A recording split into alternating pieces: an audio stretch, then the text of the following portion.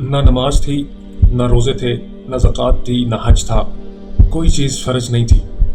सिर्फ़ एक बात थी कि सब कुछ छोड़ के एक सच्चे इलाह का इकरार करना था।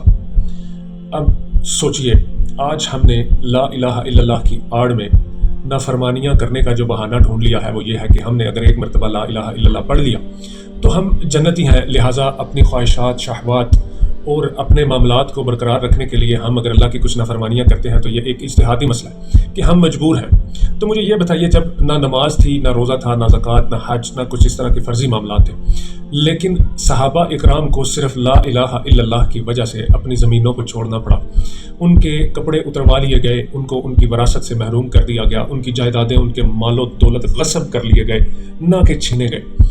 तो क्या आप समझते हैं कि आज हम अपनी माल, दौलत, औलाद और सब कुछ अपनी इस एक स्टेटमेंट, एक अहद, एक वादा और एक मुआहदा जो हम अल्लाह और उसके रसूल के साथ करते हैं कि ला इलाहा इल्लल्लाह मुहम्मद रसूलुल्लाह, क्या हम उसका हक अदा कर रहे हैं? नहीं।